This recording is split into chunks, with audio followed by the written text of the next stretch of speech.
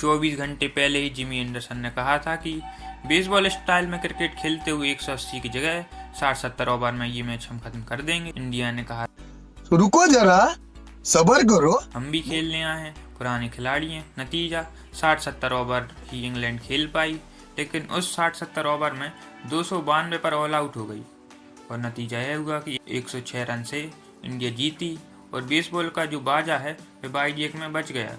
Team India का वाईजैक का जो घमंड है वह जिंदा रह गया, क्योंकि वाईजैक में इंडिया कभी हारी नहीं है और इस जीत के हीरो जसप्रीत बुमराह रहे। इस जीत के हीरो यशस्वी जायसवाल रहे, जिनका यह जबरदस्त रहा। शुभमन गिल रहे, जिन्होंने अपनी सेकंड इनिंग की बैटिंग से दिल जीता, और रविचंद्रन अश्विन भी रहे। हालांकि अश्विन थोड़े फॉर्चुनेट थे, क्योंकि अंपायर ने उनके साथ एक तरह से बेईमानी कर दी थी। उनका 500 विकेट पूरा हो जाता, लेकिन वो अंपायर की बेईमानी के चलते वो रह गया।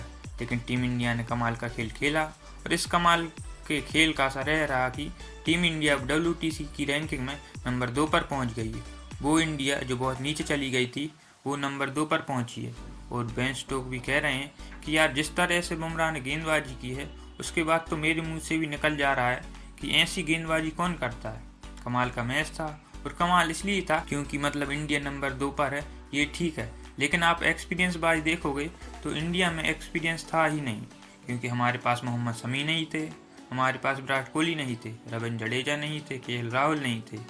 इंडिया सीरीज में 1-0 से पीछे चल रही थी। ना जाने की मुझे गाबा वाली कहानी याद आ गई। वहाँ हमने कहा था गाबा का घमंड टूट गया, यहाँ कह रहे हैं वाईजैक का घमंड जिंदा है, क्योंकि गाबा में 35 साल से ऑस्ट्रेलिया हारी नहीं थी, वहाँ पर हराया इंडिया ने। सीरीज में 1-0 से पीछे होने के बाद नए खिलाड़ियों, नए लड़कों ने जिम्मेदारी संभाली। जायसवाल का ये जबरदस्त था, गिल का गेम शानदार था, बुमराह बाज आउटस्टैंडिंग। बुमराह को लेके बेन स्टोक का जो स्टेटमेंट आया वो समझने वाली बात है। उन्होंने कहा, Jasprit Bumrah is one of those player where you will put your hands and say wow, he is too good. यार, मतलब अलग लेवल पे। हमने भी पहले कहा था कि बुमराह ने वो जो एक यॉर्कर मारी थी ओली पॉप को पहली इनिंग में, वो अंदर आती रिवर्स स्विंग गेंद ठक से डंडा उड़ाई थी, उस पर बुमराह को एक अलग से अवार्ड मिलना चाहिए। हालांकि बुमराह के लिए मैच बड़ा कमाल का था, क्योंकि बुमराह इस मैच में रिकॉर्ड बनाया। उन्होंने इस मैच में बुमराह ने अपनी करियर की सेकंड बेस्ट परफॉर्मेंस दी, और वही था कि जहां मैटर बड़े होते हैं वहां बुमराह जैसे गेंदबाज खड़े होते हैं। अब बुमराह के लिए रिस्पेक्ट दीजिए, क्योंकि बुमराह चोट से लौटे थे, और चोट से लौटने के बाद ज़्यादातर प्लेयर जो वर्ल्ड क्रिकेट में टेस्ट क्रिकेट से दूरी बनाते हैं, डर लगता है कि यार दोबारा नहीं खेल पाएंगे। लेकिन बुमराह ना सिर्फ लौटे बल्कि करियर में टॉप पर ले जा रहे हैं इंडिया को, और अपनी भी बेस्ट कर रहे हैं। इससे पहले जसप्रीत बुमराह की जो बेस्ट परफॉर्मेंस थी 9 विकेट 86 रन देकर ऑस्ट्रेलिया के सामने, अब जो सेकंड है वो 9 विकेट 911 रन देकर। आप ये समझिए कि बुमराह बड़ी टीमों के खिलाफ बड़े परफॉर्मेंस दे रहे हैं, छोटी छोटी टीमों के खिलाफ नहीं। हालांकि इस मैच में अश्विन भी बड़े हीरो के तौर पर निकल कर आए हैं। 18 over 3 wicket 72 run.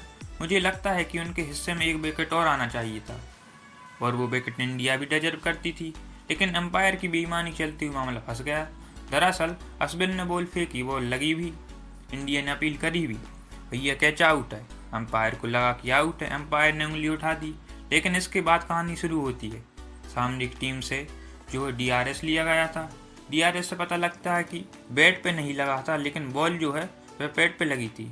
Tom Hartley का यह पूरा मामला था, और हमको समझ में नहीं आया कि अंपायर ने कैच आउट को लेकर आउट दिया जो नॉट आउट था, लेकिन LBW जो आउट था उसको लेकर नॉट आउट दिया।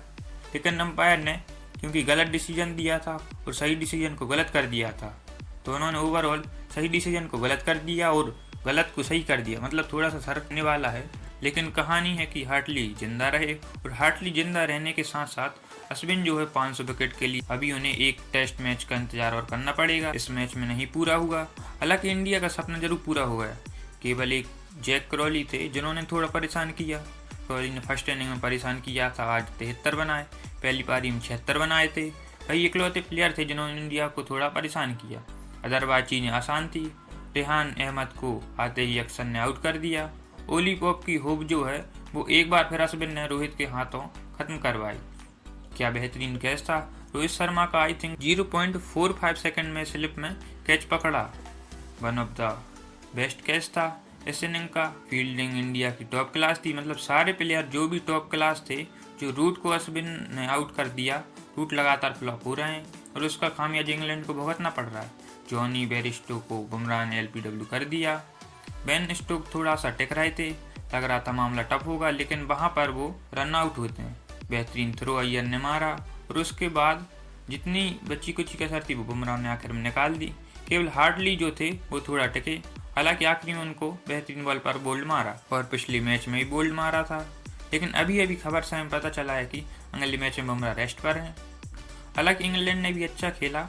4th इनिंग में ये सेकंड हाईएस्ट स्कोर है इंडिया में 292, लेकिन जितना वो दावा कर रहे थे वह वो नहीं कर पाए और ये सीरीज 4-1 या 3-2 से हम अपने नाम करेंगे। आप लोगों की क्या राय है हमें कमेंट में जरूर बताएं और अभी तक चैनल को सब्सक्राइब नहीं किया है तो चैनल को सब्सक्राइब जरूर करें और वीडियो को लाइक करना ना भूलें। धन्यवाद।